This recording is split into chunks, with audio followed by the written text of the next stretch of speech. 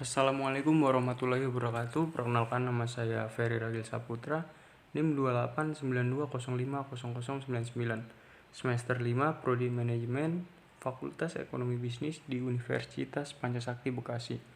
Video ini dibuat untuk memenuhi tugas UTS Analisis Laporan Keuangan dengan dosen pengampu Bapak Dimas Wicaksono, SE, MAK. Dalam video ini saya akan membahas tentang laporan keuangan.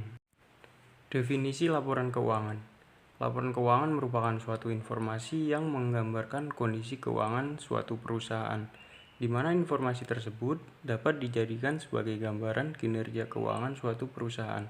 Menurut Munawwair, laporan keuangan adalah alat yang sangat penting untuk memperoleh informasi sehubungan dengan posisi keuangan dan hasil-hasil yang telah dicapai oleh perusahaan bersangkutan.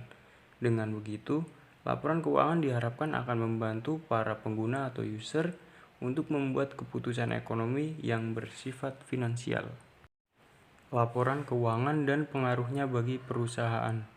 Laporan keuangan yang dipublikasikan dianggap memiliki arti penting dalam menilai suatu perusahaan, karena informasi laporan keuangan itu dapat dianalisa apakah perusahaan itu baik atau tidak bagi yang berkepentingan.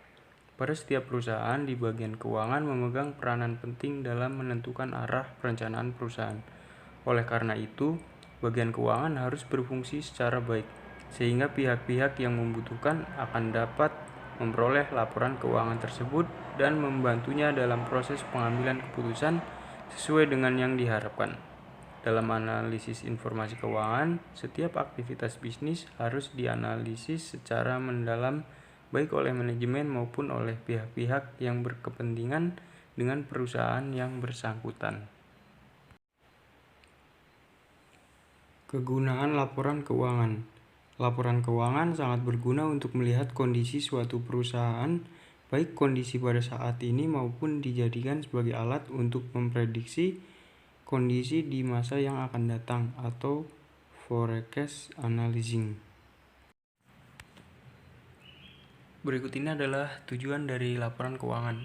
Tujuan laporan keuangan secara garis besar adalah yang pertama sebagai screening atau sebagai saran informasi, kemudian yang kedua understanding atau sebagai pemahaman, yang ketiga sebagai forecasting atau sebagai peramalan, yang keempat yaitu sebagai diagnosis atau diagnosa, kemudian yang kelima sebagai evaluation atau untuk melakukan evaluasi.